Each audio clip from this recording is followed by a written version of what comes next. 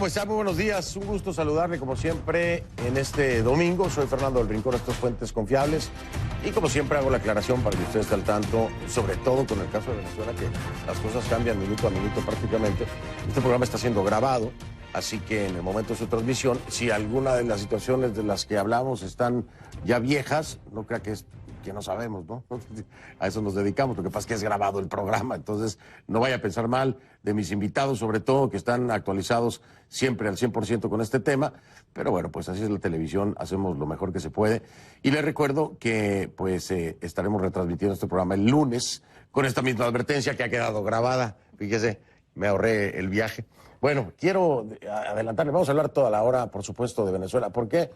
Pues por millones de razones, ¿no? Millones de razones, la comunidad internacional está al pendiente, es un tema global, pero además hubo desarrollos muy importantes que, depende a quién le pregunte, fue un triunfo, fue una victoria, fue un error de cálculo, fue precisamente mostrar el resquebrajamiento del régimen de Maduro, en fin. Vamos a hablar de eso, por supuesto, y nos dedicaremos toda la hora a eso. Así que le voy a dar la bienvenida a mis invitados, si usted me lo permite.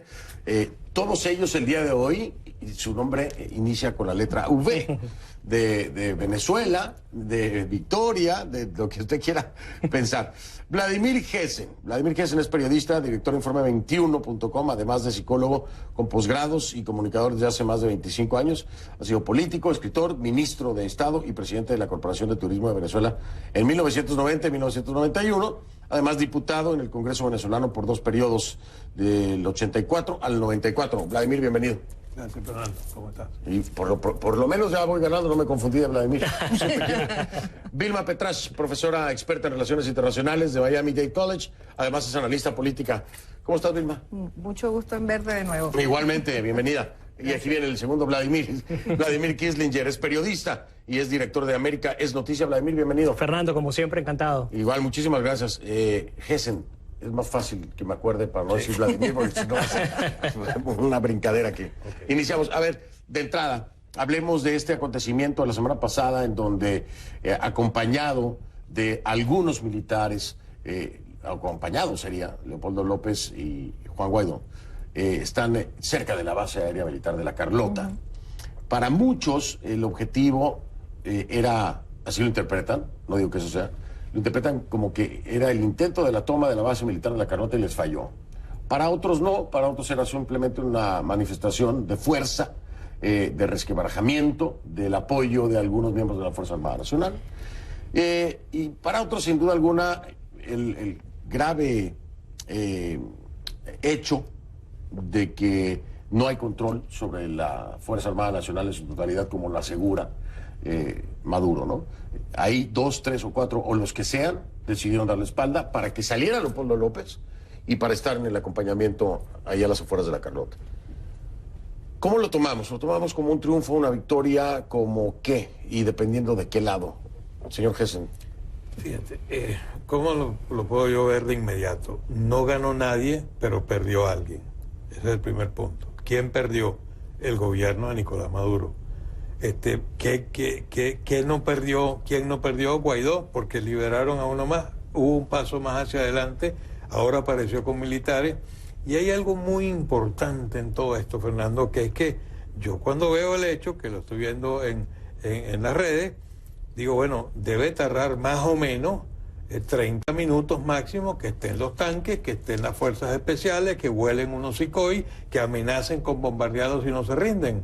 Eso no ocurrió. No ocurrió, no. Cuando yo estaba con el gobierno en el gabinete del presidente Pérez, yo era embajador en Canadá, además de haber sido ministro de su gabinete, y en ese momento, cuando viene el golpe del 4 de febrero, Pérez en horas estaba hablando conmigo para que buscara el apoyo del primer ministro de Canadá. Ya había aparecido en Venevisión, ya las fuerzas se estaban moviendo en torno a él, porque cuando hay un golpe de Estado, el jefe de Estado tiene que dar la cara de inmediato para calmar los cuarteles y calmar a la gente, que se quede en sus casas tranquilos. Bueno, aquí esto no ocurre, el presidente no aparece en las Fuerzas Armadas, y esto me hace a mí sospechar que el otro Vladimir, que no somos nosotros dos, el padrino, okay, estaba exactamente en conocimiento de los hechos que estaban ocurriendo. Yo creo que posteriormente se habló, pues ya hablaremos en el programa de esto, pero posteriormente se habla de que había una negociación que involucraba a Padrino. Y eso coge fuerza porque yo pienso que el modelo de Nicaragua fue el que se estaba aplicando.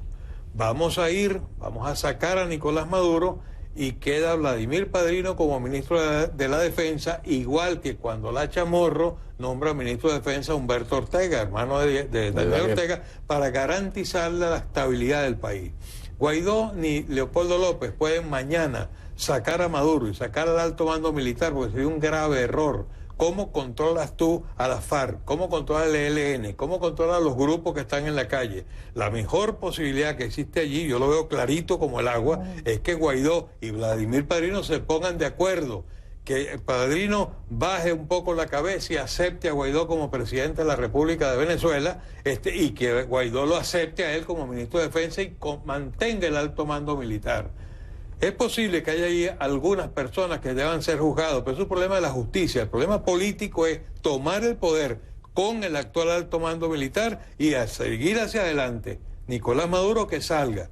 Si la justicia internacional después lo juzga, ese es otro problema, pero que salga sin mayor problema, y yo creo que ese tenía que haber sido el acuerdo. Es lo que primeramente pensé, después no salió así. Vladimir Padrino por alguna razón se echó para atrás, a lo mejor las garantías no eran suficientes, y Guaidó y Leopoldo López tampoco tomaron acciones. Fíjense ustedes, ocurre un hecho gravísimo, que es cuando una tanqueta pisa a unas personas. Horrible. ¿Cómo es posible, si tú tienes allí gente armada, que esa gente armada no hubiera abierto fuego contra esas tanquetas? ¿Cómo es posible que eso ocurra? Y tampoco Guaidó manda a la gente, tampoco a Miraflores, tampoco toman de este bando medidas para ir a atacar al otro, ni aquellos. Nunca apareció un tanque, nunca apareció una fuerza especial, nunca apareció el ejército en la calle. Me da la sensación de que aún dentro de toda la dificultad se seguía negociando. Y creo, tengo que creerlo, hasta el día de hoy están negociando, porque hasta el día de hoy Guaidó, ¿cómo el presidente de la República, de esa parte de la República que sería el Nicolás Maduro, no ha ordenado ir a arrestar a Guaidó, que se sublevó, en todo caso, con militares, con gente armada? Es decir, ¿cómo es que no pueden meterlo preso? ¿Cómo es que ocurre esto? Bueno, tiene que ser que el gobierno no lo puede hacer, porque cuando le dice a las fuerzas, arréstenlo, las fuerzas le dicen, no los vamos a arrestar.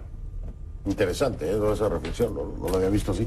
Y bueno, también la presión de que si tocan a Guaidó, se arman, dice Estados Unidos, por ¿no? supuesto, se arma la grande. por supuesto, pero cuando tú oyes hablar a Nicolás Maduro y lo que está ordenando, tiene que hacerse esto, tiene que hacerse esto, pero eso no se hace. Sí, esa duda. Y además, ¿qué perdió él? Perdió a su comandante, involucró al comandante de la Guardia, perdió a su jefe de inteligencia. Se ve obligado a nombrar un jefe de inteligencia que tiene... Que ya lo habían un asesinato, que él mismo lo quitó porque desacreditaba al gobierno habiendo asesinado a alguien que suma de la ventana, Fernando. Pues, ¿y cómo es posible que eso ocurra? Bueno, yo creo que ahí está, tú ves el cuadro completico, es decir, no hay un ganador, pero sí hay un perdedor. El perdedor es Nicolás Maduro. Vladimir Padrino y el alto mando militar se sostienen, sobre todo hoy, en un día de vergüenza internacional para Venezuela. ¿Cómo es posible que el otro Vladimir Putin y el presidente Trump estén negociando qué es lo que se va a hacer en Venezuela? Eso ofende a cualquier venezolano, chicos, de cualquier índole. Bueno, por lo menos uno dice, bueno, esas Fuerzas Armadas se han mantenido firmes en lo que ellos plantean. No estoy de acuerdo con ellos. Mi colega Vladimir, mi tocayo Vladimir, quiero decir, Padrino sabe que no estoy de acuerdo con lo que hace. Lo que debe hacer es acatar a Guaidó. Pero tengo que decir, es una opción, ese alto mando militar es una opción que Guaidó ni Leopoldo López lo pueden dejar a un lado, con todas las reservas que haya. Más reservas había con Humberto Ortega. Humberto Ortega había participado en todos los crímenes del Frente Sandinista en Nicaragua, y la Chamorro tomó la decisión correcta de nombrarlo ministro de Defensa y pudo gobernar y se pudo establecer un sistema democrático que a la postre Daniel Ortega quiere ahora reventar. Pero eso funcionó. Venezuela ahorita es un polvorín. Ahí están metidos entes armados y está el narcotráfico, está el tráfico de coltán, de diamantes, de oro. Bueno, vamos para allá. Déjame para que, si no, ya me callo. No, tranquilo. Era muy interesante escucharte, por eso me permití alargar más la participación. Y está completo, pero yo creo además que hay que... La hipótesis con la que nos hemos movido hasta ahora, Vladimir y Fernando, es el quiebre militar, ¿correcto? Sí. Yo creo que una de las cosas que se planteó y está planteada es que el quiebre está dado. Pero básicamente porque la institución armada está sumamente degradada. Degradada en lo moral, degradada en lo material y degradada en lo institucional. Es decir, yo creo que en general Estados Unidos ha venido también planteándose las dos hipótesis, la del quiebre militar espontáneo, que fue la que se dio el 23 de febrero, que no se dio, era la hipótesis con la que se estaba manejando y ya sabemos las consecuencias. No solamente no se dio, sino que generó más bien, vimos más bien que no se presentó, porque es interesante decir que la Fuerza Armada no se pronuncia y que salen los grupos armados, ya sean presos sacados de las cárceles o grupos colectivos o estos paramilitares armados, estos grupos de matones, si se quiere, que tiene el gobierno, que son los que salen a defender al régimen. Pero la segunda hipótesis, que es la que se dio, en mi opinión, Fernando, el 30, es la hipótesis del quiebre militar negociado. Y ahí es donde entra Vladimir Padrino. Tengo entendido, y por lo que hemos venido diciendo, y hay gente que critica, por ejemplo, que Estados Unidos haya dicho quiénes eran las personas que estaban involucradas en la negociación. Esto tiene el efecto de guerra psicológica porque es evidente que hoy el señor Maduro no confía en nadie. Él no sabe, es más, lo han venido diciendo crecientemente, los que estaban en la conspiración, en lo que tú llamas la sublevación, están sentados contigo. Vladimir Padrino sale, me querían comprar y sale haciendo hasta el gesto. Tú viste este video que el propio Maduro yo lo que vi fue la cara de Maduro, era lo que veía. Maduro era todo un poema. Yo escuchaba a Padrino y veía la cara de Maduro porque valía $1 millón de dólares. Por eso te digo que evidentemente entonces la hipótesis es cierta, que había un quiebre militar negociado. El problema es que aparentemente en la petición que hizo el señor Padrino era un poco exagerada, porque hablaba hasta de él quedarse en la Junta de Transición, de cabeza de esa Junta de Transición, y aparentemente también se habla, Fernando, y esto obviamente estamos hablando en el terreno hipotético porque no manejamos la información directa, que también se enteraron a tiempo esta operación y va a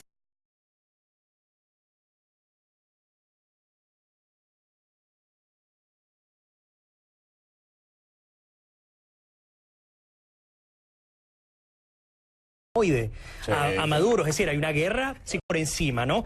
Segundo, como nunca, las veces que he visitado este espacio, como nunca creo que en esta oportunidad estamos basándonos exclusivamente en escenarios y hasta en especulaciones, porque hay tanto cruce de información que se está manejando hoy día que es sumamente complicado. Hoy, por ejemplo, tuve la oportunidad de conversar con el director de Infobae América, Ignacio Pérez Izquierdo, que publicó un artículo completo que hablaba sobre justamente las conversaciones, las negociaciones entre Vladimir Padrino López, Michael Moreno, etcétera, y conversábamos en cuáles eran los factores que habían influido para llegar a lo que ocurrió el 30 de abril. No es uno solo. De hecho, se pudo haber repetido de alguna manera parcialmente el escenario que ocurrió en el 2001.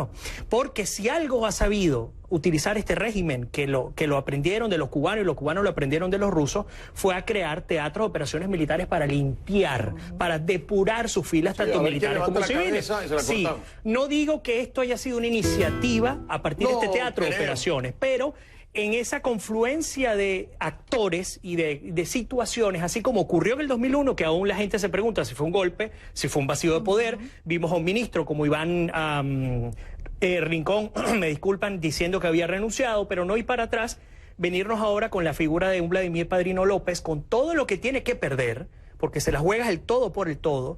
Nos preguntamos si será en efecto que esa negociación se ha venido dando de manera transparente con Estados Unidos, o por si el contrario, lo que se ha venido procurando es generar este teatro de operaciones, jugando a la negociación para poder depurar nuevamente a la fila, porque además esto es una práctica cubana muy recurrente.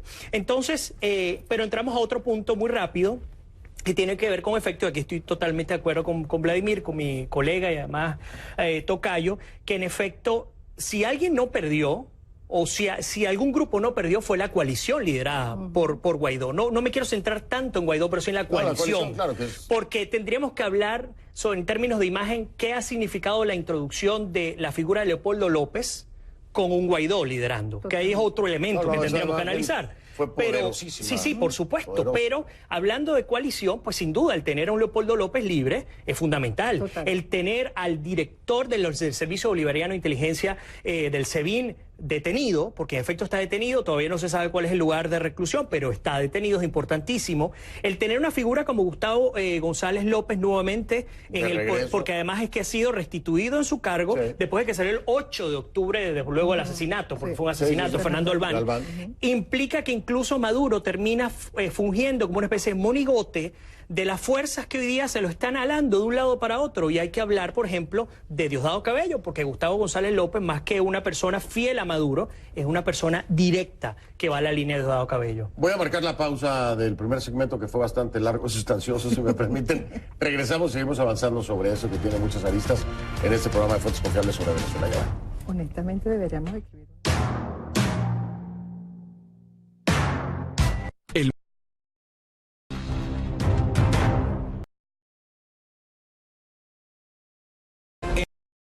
NN.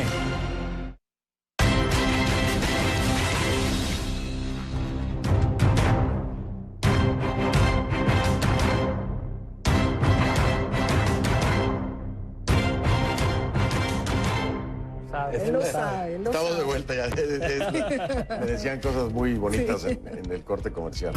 Muchas gracias. A ver, yo hablaba con Tarré, ¿no? Con el embajador de Guaidó Gustavo, sí.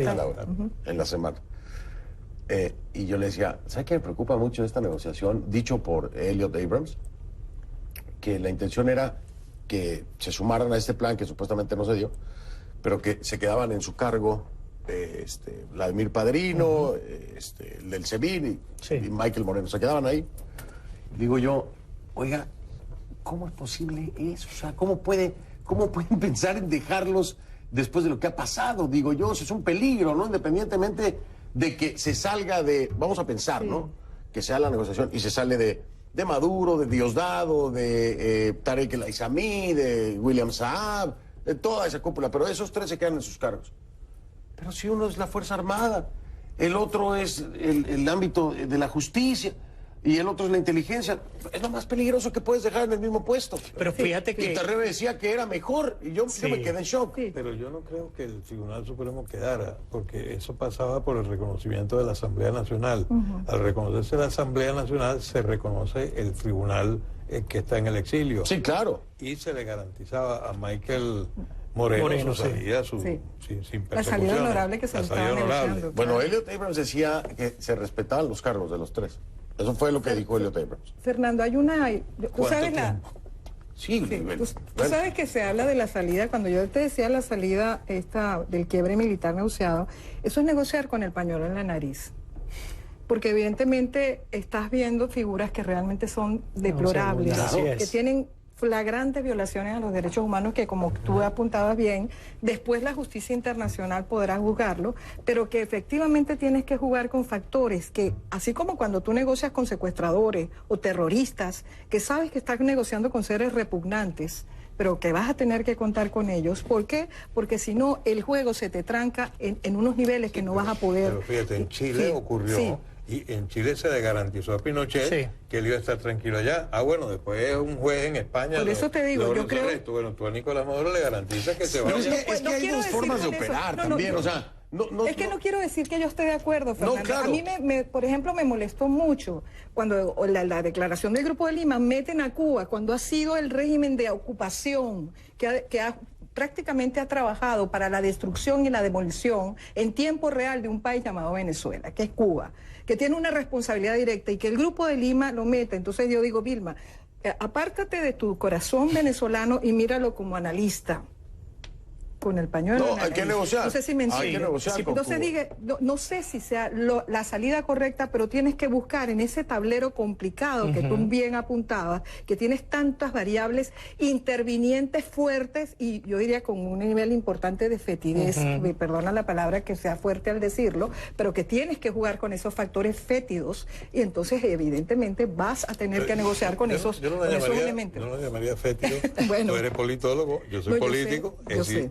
Yo sé, por eso ¿cómo dije, le yo por eso llamarías? exageré un poco el término. Los términos son políticos. Sí. Es decir, eso es una negociación política. Así es, una negociación Muchas veces la política. parte legal tiene que dejarse a un lado por la parte política. Es decir, si tú estás haciendo un convenio de esto, Sí, como justicia transicional. por una ejemplo. justicia Pero- tradicional, por ejemplo, en el caso de Colombia, pero es que tú tienes que hacerlo, porque ¿cómo Si no, salías no tú de puedes Pinochet salir. si no? Es decir, tú tienes que decirle a Nicolás Maduro sabe que tiene un juicio ante la Corte Penal Internacional. No, pero claro, pero por ¿cuál es la derechos humanos. garantía? Bueno, pero mira, búscate tú la garantía en qué país vas a estar. En Venezuela no te vamos a juzgar, pero tú tienes una cuestión Por eso, internacional sí, que tienes que pero hacer. Vladimir, Yo coincido contigo, Jesús, en eso. O sea, me parece que que eso es una herramienta y tal vez sea necesaria y es por el bien mayor. Por la alternativa. Pero cuando tú garantizas que en los cargos más importantes y delicados y peligrosos, los que más han coordinado, te lo voy a decir así, la muerte de venezolanos, el asesinato de venezolanos, de manera sistemática, les vas a respetar el cargo. Perdón, no me parece una negociación. Pero además le tienes que sumar algo más. Yo no puedo defender a un asesino, pero tengo que decirle que yo tengo que tomar en cuenta qué significaría 150.000 soldados americanos en Venezuela. ¿Qué significaría una guerra civil en Venezuela? ¿Cuántos muertos vamos a tener? ¿Cuántos ya hemos tenido, Vladimir?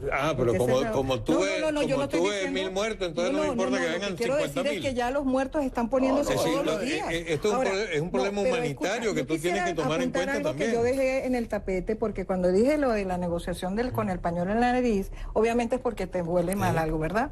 Y lo cierto es que Rómulo Betancourt, que fue un gran líder político, hablaba de esa posibilidad de cuando tienes que negociar con seres con un ojo abierto y cerrado, porque sabes que te repugna lo que tienes delante, pero tienes que negociar en circunstancias sumamente duras. Como te digo, con secuestradores, con terroristas, con asesinos, con criminales. Sí y no, Vilma.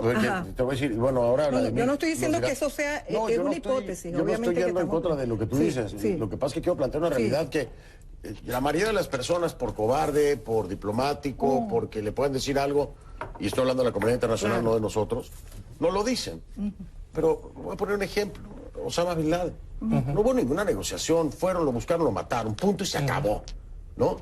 Y aquí hay gente que lo está pidiendo. O sea, perdónenme la audiencia, yo no estoy incitando a la violencia. Es una realidad. Y muchos venezolanos ahorita allá atrás me van a tuitear y a todos ustedes diciéndonos, sí, que intervengan, sí, que los maten. Es una realidad. Y es otra forma de operar. Y hay quienes vienen, como Rick Scott, el gobernador de la Florida, a decir que es un genocidio. Ya lo están diciendo desde un frente estadounidense que, perdón, mucho menos conocimiento tiene Rick Scott de lo que pasa en Venezuela que nosotros los que estamos aquí. Y yo una sola vez planteé el escenario de que esto pudiera ser un genocidio. Y me cachetearon por todos lados. Le dije, bueno, cada quien lo ve como quiere. Viene Rick Scott a decir lo mismo. Perdóname, pero en la historia cuando hay un genocidio, lo que menos hay son negociaciones diplomáticas y políticas. Escucha, pero, ¿me explico? Sí. Entonces, estamos en eso. Entonces, ¿en dónde estamos? ¿En dónde está Venezuela? ¿En la voz de Rick Scott con un genocidio? ¿O en la negociación diplomática de dejar a 3 responsables de asesinatos en su cargo? En su cargo, en el borderline. Exacto. Es que no puede haber un borderline ya. Estamos en el borderline. Si esto en horas no se decide, habría que ver hoy, fue la reunión, estamos grabando, como decías tú, de Vladimir Putin con Trump, 1 hora por teléfono, y la declaración de Trump es que Vladimir Putin no quiere intervenir, los dos estamos de acuerdo en la solución pacífica. ¿A qué acuerdo llegaron? ¿A qué acuerdo llegaron? ¿Quién le puede creer a Vladimir Putin? Claro, bueno, Trump. Bueno, habría que ver, Trump le cree, pues porque... Bueno, lo voy a decir de otra forma. ¿Quién le puede creer a Trump? A ver, pero hay varios elementos que quisiera... Son muy borrosas. Ahí te está diciendo que ellos encontraron una salida. De allí debe haber una negociación. Me imino que Putin fue muy productiva, ¿no? Hablará con Nicolás Maduro Putin, le dirá que vente para acá o quédate allí. Te ponemos una habitación al lado de Snowden. Imagínate. Y eso lo veremos explicado. Quizás cuando salga este programa ya habrá más información dentro el domingo, pero quizás no, quizás tarde una semana, tarde 15 días en salir la información, que la veamos en la práctica. ¿Cuál es la solución? Ahora, te voy a decir algo bien pesimista. O que veamos que esto llega hasta las próximas elecciones. Hago pausa. Porque esa es la otra cosa. Que, a ver, en unas horas, esto de las horas lo he venido oyendo desde el principio de año. En unas horas esto acá, en unas horas va a haber una solución. Ya pasaron demasiadas horas, que se hacen meses, y yo les digo, oigan, ¿y no vamos a estar con este cuento hasta que llegue la elección? Porque aquí también hay un cálculo político en los Estados Unidos del presidente Donald Trump, que está buscando la reelección, y una guerra para él en este momento le puede costar la reelección. Bueno, tú lo puedo marcar, también, o sea, no nada más Venezuela, aquí también hay otras fichas. No, están jugando blackjack y en la mesa de al lado están jugando póker. Yo no juego, yo hago pausa.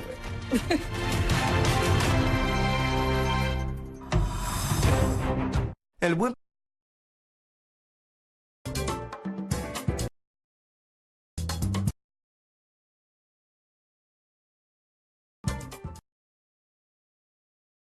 Rápidamente, le voy a dar paso al señor Kissinger. Porque te dije, es que estaba que me montaba en la mesa. Pero móntate en la mesa. Este espacio es así. Así es, pero es que fíjate que hay un elemento que no incorporamos en el bloque anterior. No solamente tener la figura de un Michael Moreno, de un Vladimir Padrino, sino además entender que lo que significó la ley de amnistía pues fue un rotundo fracaso. Pero es que no se significó nada. Exacto. Mira, hubo exacto. una pregunta que le hice yo a Guaidó, allá en Cúcuta, ¿no? Tal cual. Le dije, ok, usted está ofreciendo esta ley de amnistía. ¿Y qué protección hay para los familiares de los que se acojan a su ley de amnistía? Y ahí fue donde se trabó la cosa, porque no había una respuesta para eso. Tanto así que el mismo presidente Duque, que estaba en esa misma entrevista conmigo, le digo yo, bueno, ¿usted recibiría a los militares y sus familias?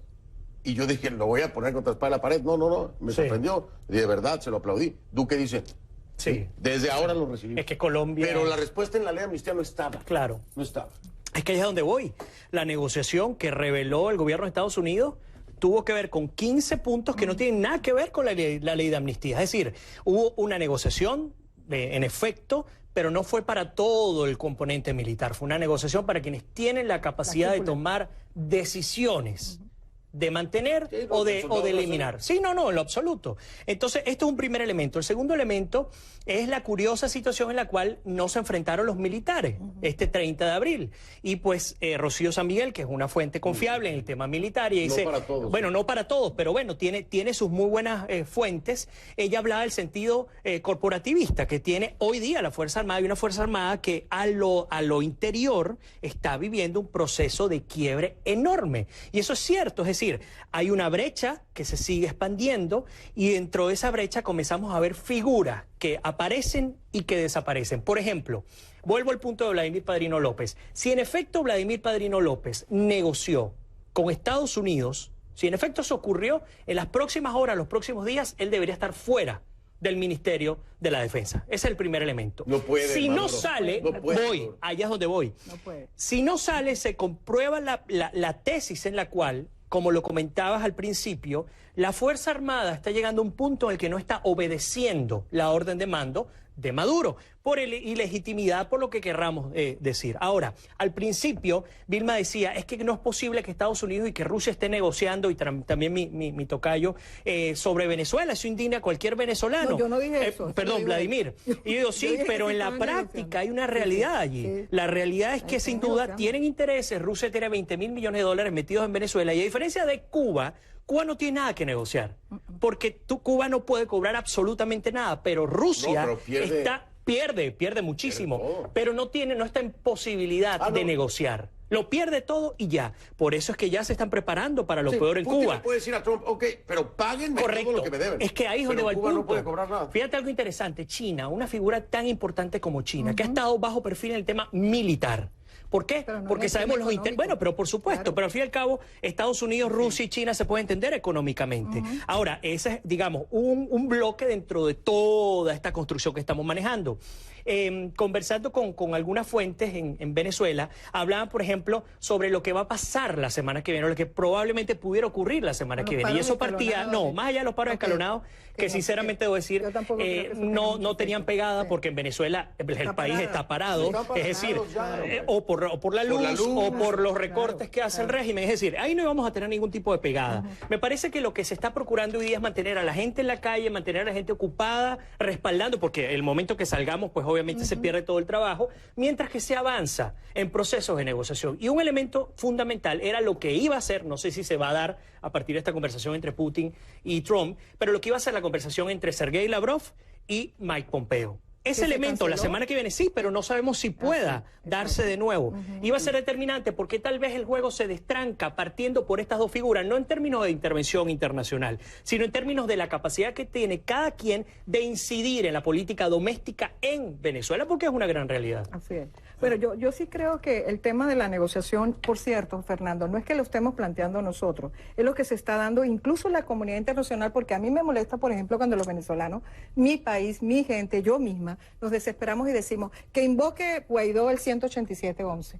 El problema es que afuera no es tan claro si deben intervenir y cómo, porque por otro lado, nosotros lo conversamos fuera del aire, pero tú sabes, nosotros sabemos cuándo comienza una intervención, pero no cuándo termina, sobre todo teniendo en cuenta la complejidad que tú y hemos estado discutiendo en esta mesa, de tantos factores y con un Estado desintegrado en lo que podría llamar el monopolio legítimo de la violencia. Todos tenemos factores de la violencia, del terrorismo, del narcotráfico, es una amenaza regional, no solamente por la crisis humanitaria compleja que ya la denomina de esa manera Naciones Unidas, sino por los otros factores de seguridad regional. De manera que la intervención debería haberse dado y no se ha dado porque no estamos a los cálculos políticos que tú hablabas. ¿Cuál es el cálculo? Dependiendo, y me disculpa que te ataje, dependiendo de cómo concibas la intervención. Bueno, porque Estados Unidos en efecto está trabajando por la liberación de Venezuela.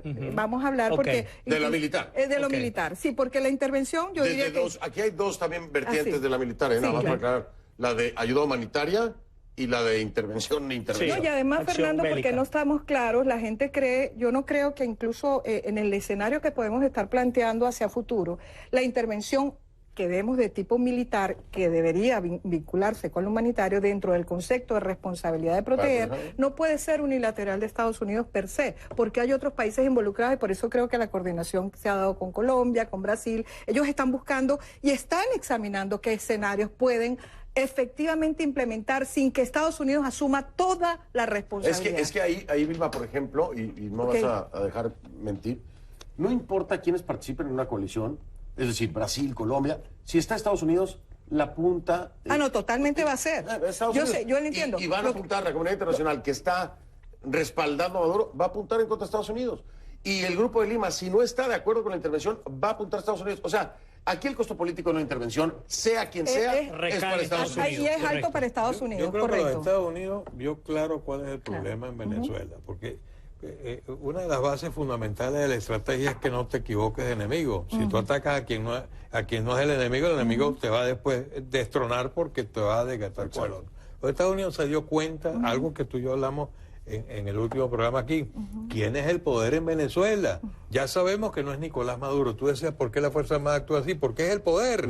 El poder en Venezuela se llama Vladimir Padrino. Él es el hombre fuerte de Venezuela. Muy oculto, muy bajo perfil, pero él lo es. Y entonces fueron a negociar con él. Maduro se sostiene porque lo sostiene Vladimir Padrino. Los Estados Unidos, ¿qué dijo Abrams y Bolton? La negociación se cayó porque Vladimir Padrino dijo que quería ser presidente. Entonces es Vladimir Padrino. Entonces en toda esta jugada no puede dejar a un lado al alto mando militar. Tiene que entrar. Y el gran esfuerzo que tiene que hacer Guaidó y Leopoldo López y toda la oposición y el Congreso y Julio Borges y Primero Justicia y todo, es convencer a Vladimir Padrino que acepte la presidencia del presidente de la Asamblea Nacional a cambio de que él se sostenga con su alto mando militar. Hay no más alternativa. Él tiene que entender que él no puede ser la cara de un gobierno de transición. Pero es que la pregunta que les voy a dejar en la mesa, yo entiendo lo que estás diciendo, lo entiendo perfectamente bien. Además, aquí le salió mal la receta. Iban a hacer el mismo pastel que hicieron en Cuba, pero acá se les quemó. ¿Por qué? Porque le dieron demasiado poder a los militares. Así es.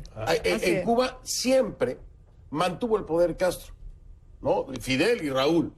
Les dieron la tajada que necesitaban los militares para tenerlos de su lado, les dieron los negocios para que tuvieran una... Y creó dos ejércitos. Pero mantuvieron, claro. El del interno y el de la defensa. Había uno que siempre era el mayor peso. Acá les dieron demasiado y fueron muchos los militares a los que les dieron y ahora el poder lo tienen ellos. Porque cada vez era mayor el costo de mantenerse en el poder. La pregunta que les voy a hacer, y la dejo en la mesa para ir a la pausa, es dejar a Vladimir Padrino en esta negociación para poder salir de los demás. ¿Da alguna garantía de que van a cambiar las cosas en Venezuela? Porque después, ¿cómo lo controlas? Pausa. Pausa y regreso. La pregunta que dejo en la mesa, ¿no? Nada, pausa. Ya ves.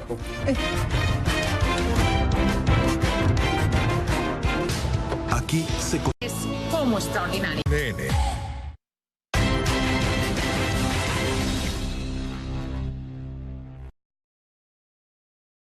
Se está manejando esa hipótesis también, o lo han dicho pero públicamente. A ti te llama Vladimir Putin y te dice, te quedas allí, tú tienes que pasarte por la cabeza los envenenados, es como si te llamaran el de Corea también, te quedas allí porque tú vas a defender mis intereses.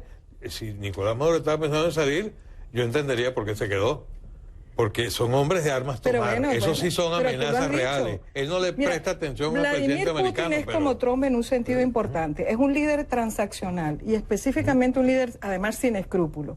Y él está buscando básicamente defender sus intereses. Y evidentemente él tiene la mano metida en Venezuela, pero también, repito, tú hablabas de que La Habana en realidad no tiene nada que negociar, tiene mucho que perder también si pierde Venezuela. Todo que perder. Exactamente. Entonces el problema de por qué ellos apartan, y el Grupo de Lima lo acaba de hacer, puso a La Habana en otro nivel, para que Cuba ayude a esa salida, a destrancar ese juego, donde todos estos factores, incluyendo el factor padrino, puedan de alguna manera destrancarse. Ahora, pero es que eso pasa por un reconocimiento de la figura de Cuba en Venezuela, porque es que no solamente hablar del Grupo de Lima, es que ya va, Estados Unidos también lo ha hablado, llegó el momento en el que ustedes o se hacen un lado y permiten que Venezuela sea librada, o ustedes van a cargar con mayores consecuencias, es decir, no solamente el mensaje y digamos el color que le asigna el Grupo de Lima, sino que cada quien en función a su manera de llevar la política ha hablado. Lo cual implica que le están incrementando el costo a Cuba de su participación o de no hacer nada.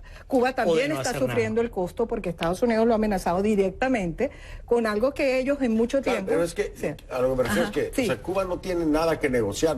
La única carta de negociación de Cuba es nos salimos. Exacto, sus 20.000 funcionarios. ¿Cómo me vas a beneficiar o me vas a apoyar si yo me salgo? Correcto. Eso es lo único. Y además hay otra implicación, es que con la caída... Con los Estados Unidos. Con Estados Unidos. No con Venezuela. Y hay algo con Estados importante. Unidos, con Rusia, con los demás países. De cara al tema electoral en Estados Unidos, hay un elemento importante. Ante una eventual caída del régimen de Maduro, del régimen venezolano, todavía quedan dos grandes países que hay que entrar de cabeza allí. Y ya lo hemos venido hablando, Nicaragua y Cuba. Es decir, todavía hay tela que cortar de cara a una posible campaña de Donald Trump para rescatar América para los americanos. Aquella teoría Monroe, digamos, pudiera seguir implementando durante el año que viene. No es algo que se acaba. Es decir, Maduro sale mañana y este proceso todavía se mantiene de limpieza en todo el continente. Además que ya se ha convertido en un tema de campaña, con el tema del socialismo, etcétera, etcétera. Pero ¿no? es como el pilar fundamental, precisamente, de esos dos países, de Nicaragua y Cuba, es Venezuela.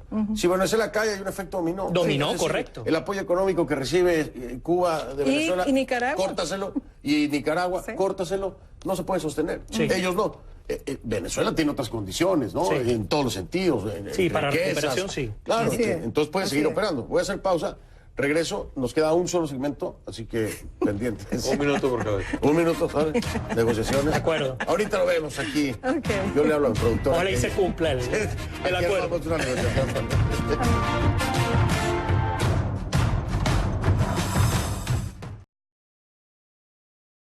Hola, soy Luis Gerardo Bucci en Miami. Somos CNN.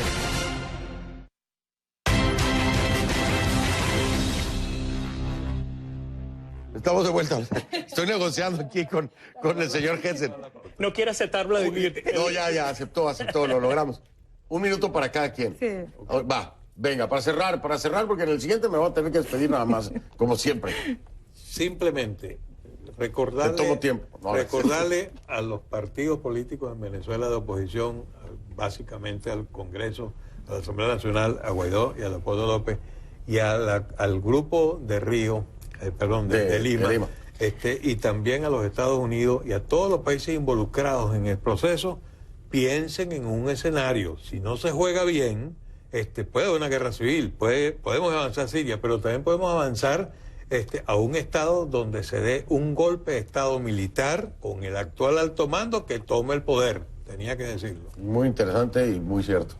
Bueno, a mí, un poco hablando de Siria, yo tengo una lectura un poco distinta, así como se negoció Siria, llegó un momento que negociaron la supervivencia con ciertas características, a lo mejor con un individuo que puede ser que a mucha gente no le guste, pero que le garantice estabilidad, pues a lo mejor pudieran dejar, porque Siria fue negociada. Y yo creo que en esta negociación, por eso dice, Venezuela se está jugando el juego en varios tableros. El tablero regional, por eso te estoy diciendo, el tablero, exacto, el tablero nacional existe, pero el tablero regional, el tablero relación con Cuba, el tablero propiamente de las grandes potencias y evidentemente la reunión o lo que pudieran estar coordinando los gobiernos rusos y de Estados Unidos es importante. Y recordemos, sí puede haber una negociación con respecto a qué va a pasar con Venezuela y hasta qué punto yo te puedo dejar estar aquí. aquí o no. Así como en Siria, Estados Unidos decide, te dejo este terreno, no me voy a meter más con Crimea, a lo mejor tienen que jugar a ese nivel y decir, Bora, déjame a Venezuela en paz, mi doctrina Monroe la quiero implementar del siglo XXI y necesito que Venezuela pueda ser ¿En dónde te estoy dando un dolor de cabeza, Vladimir? Exacto. No, en No te Siria me metas, estás, exacto, pero exacto. y acá también. Exacto. Bueno, Sí. vamos a hacer una cosa.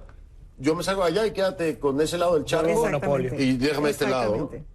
Sí, yo diría lo siguiente, hay que entender que el liderazgo ha mantenido lo que prometió en aquel acuerdo del 20 de febrero de este año, el cual hubo una ley de transición, el que lee, yo siempre digo, no se queden solo con el tema de cese de usurpación, gobierno de transición y elecciones libres. Vamos a leer, vamos a informarnos. Un momento sumamente delicado, no podemos de buenas a primeras salir como esos informadores precoces a sacar lo primero que nos viene a la mente, ¿no? Ese es el primer elemento. El segundo, el liderazgo lo mantiene Guaidó, pero el tercer elemento es que no es que lo mantiene al margen de la comunidad internacional. Un gran error es divorciar las acciones de Estados Unidos, del Grupo de Lima, de la Unión Europea, a las acciones del liderazgo de la coalición que lleva pues al frente Juan Guaidó. Entonces hay que apoyar, hay que tener paciencia, es sumamente delicado, complicado, doloroso para los venezolanos, eso lo entiendo perfectamente, pero hay que entender que este es el momento de mayor debilidad. Si alguien está débil hoy día, o si algún grupo está débil hoy día, es justamente el grupo que gobierna de facto el país. Nosotros estamos débiles de tiempo, así que me voy directo a la pausa para regresar en un momento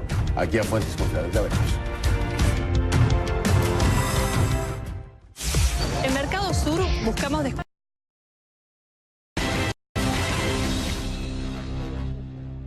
Estamos de vuelta, nos queda muy poquito tiempo, la verdad es que me quedan unos 2 minutitos para finalizar. Yo les quiero agradecer mucho que nos hayan acompañado y quiero rescatar algo que es muy importante como periodistas. Y yo siempre les digo, porque me platicaban, me decían, ¿no? Como venezolanos, como periodistas venezolanos, me decían que me apasiono mucho, ¿no? Y mi filosofía es, si no lo sientes, no lo hagas. Siempre lo he pensado así. Y más en el periodismo. Tengo que sentirlo realmente para entender también el trasfondo de lo que vive el venezolano y sufre. Pero este punto de la emocionalidad hoy le está ganando a los venezolanos, a los profesionales del periodismo, a algunos de ellos, no a todos, a algunos de ellos. Y quiero rescatar lo que decía Vladimir. Creo que sí, es muy importante, como decía también Vilma.